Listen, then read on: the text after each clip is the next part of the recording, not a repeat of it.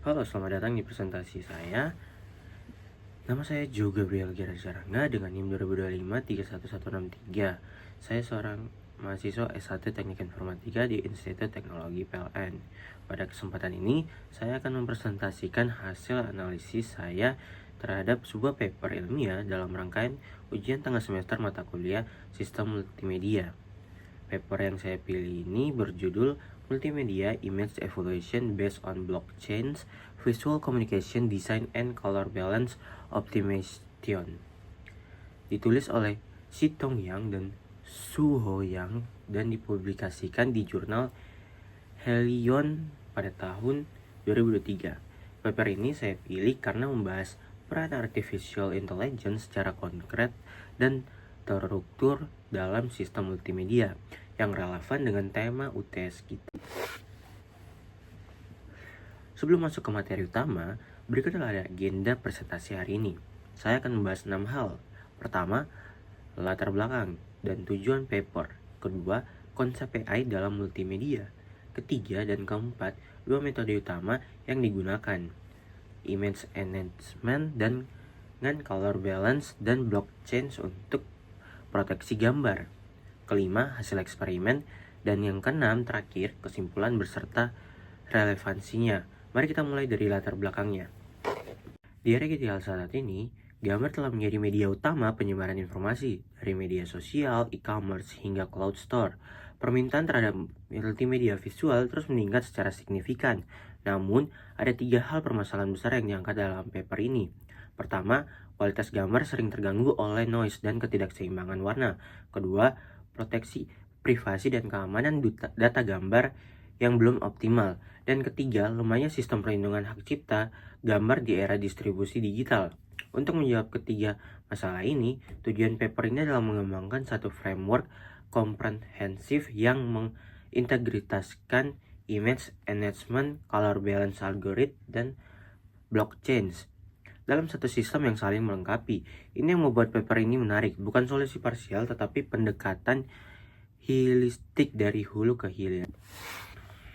Sekarang mari kita bahas bagaimana artificial intelligence diterapkan dalam paper ini. AI berperan di 3 area utama dalam sistem multimedia. Pertama, computer vision. AI digunakan untuk memahami konten gambar secara otomatis, mulai dari deteksi wajah, deteksi objek, hingga klarifikasi gambar berdasarkan kategori visual. Kedua, deep learning melalui Convolutional Neural Network atau CNN. Ini adalah inti dari implementasi AI dalam paper ini. CNN mengekstrak fitur-fitur visual gambar secara hierarki melalui layar konvolusi dan polling. Proses ini dimulai dari fitur sederhana seperti tepian dan tekstur, hingga fitur kompleks seperti bentuk dan pola sinematik. Ketiga, image enhancement. CNN juga digunakan untuk memperbaiki kualitas gambar, melakukan denoising, deblurring, dan penyeimbangan warna secara otomatis. Yang menarik dari analisa saya, paper ini tidak hanya menggunakan AI untuk analisis, tetapi menjadikan AI sebagai mekanisme pre-processing yang memperkuat akurasi deteksi kemiripan gambar di tahap berikutnya.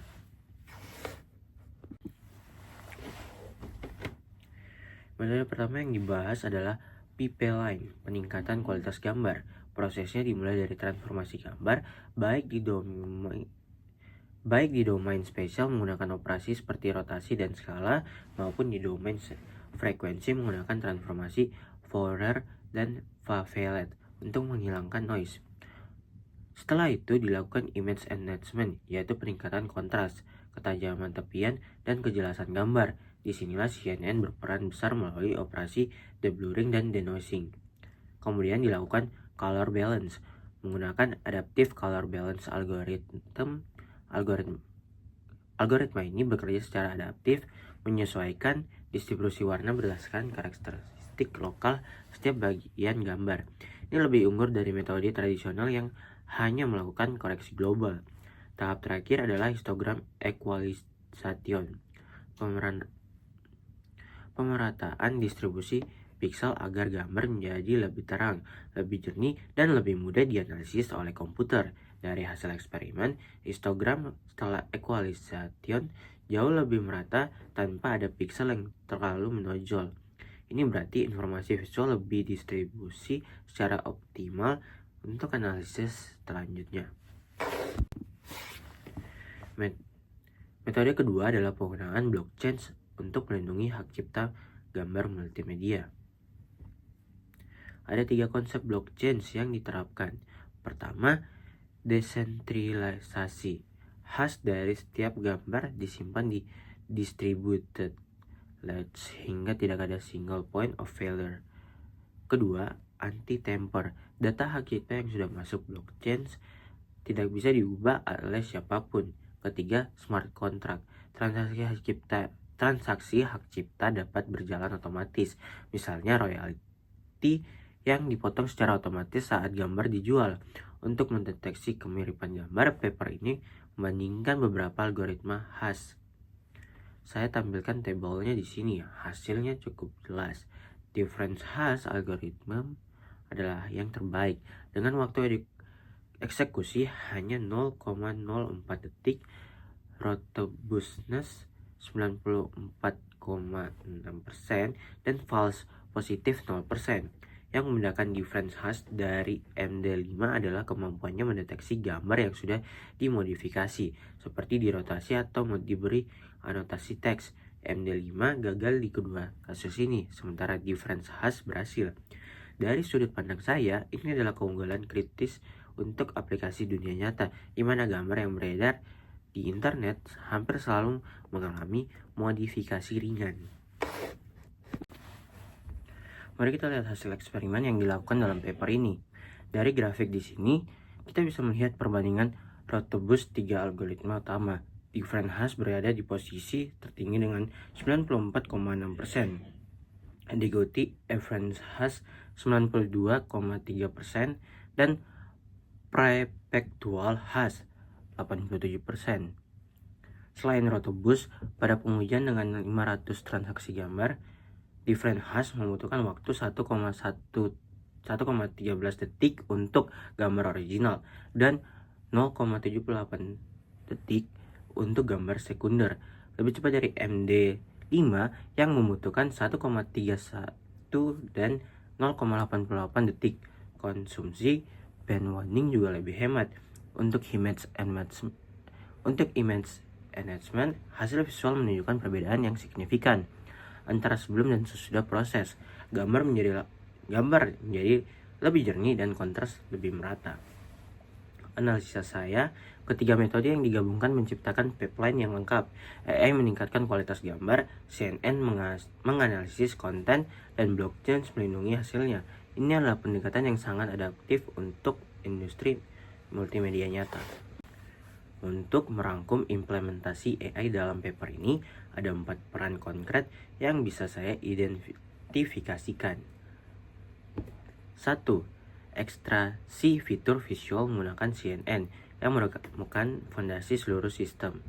2. Klarifikasi gambar otomatis tanpa intervensi manusia yang terbukti akurat dalam eksperimen.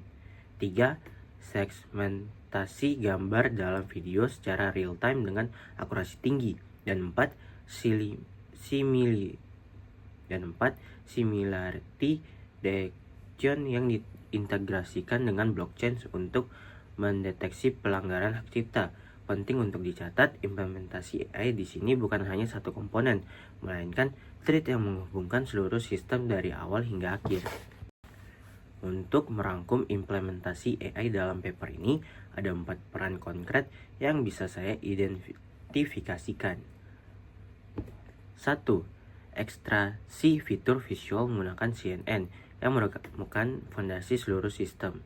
2. Klarifikasi gambar otomatis tanpa intervensi manusia yang terbukti akurat dalam eksperimen. 3. Segmentasi gambar dalam video secara real time dengan akurasi tinggi. Dan 4. Similarity detection yang diintegrasikan dengan blockchain untuk mendeteksi pelanggaran hak cipta. Penting untuk dicatat, implementasi AI di sini bukan hanya satu komponen, melainkan thread yang menghubungkan seluruh sistem dari awal hingga akhir. Setiap paper ilmiah tentu memiliki kelebihan dan keterbatasan. Saya ingin menyampaikan analisis kritis saya. Kekuatan utama paper ini adalah pendekatan yang holistik, menghubungkan 3 domain teknologi berbeda dalam satu framework. Ini jarang ditemukan. Hasil algoritma difference hash yang terbukti lebih unggul dari pendekatan konvensional secara empiris. Namun ada beberapa keterbatasan yang perlu saya soroti. Pertama, database yang digunakan sangat terbatas, hanya beberapa gambar sampel.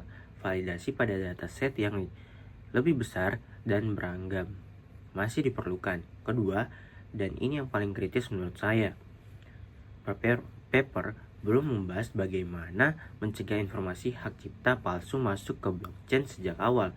Blockchain hanya menjamin data yang sudah masuk tidak bisa diubah,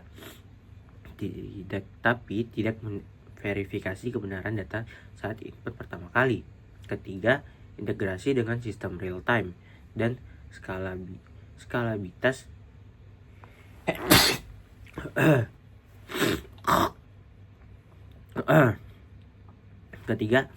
integrasi dalam sistem real time dan skalabilitas blockchain pada volume transaksi sangat tinggi belum diuji secara eksplisit.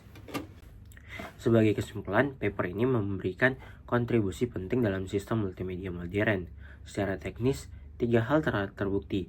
Image enhancement dengan adaptive color balance berhasil meningkatkan kualitas visual secara signifikan. CNN memungkinkan klarifikasi dan analisis gambar yang akurat dan otomatis.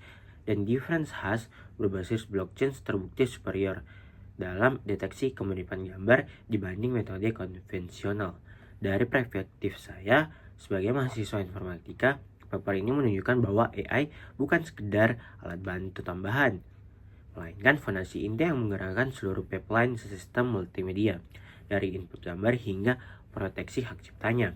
Relevansi praktisnya sangat nyata untuk platform media sosial dalam deteksi konten duplikasi, untuk e-commerce dalam verifikasi visual produk, dan untuk lembaga hak cipta digital yang membutuhkan sistem otomatis berbasis blockchain.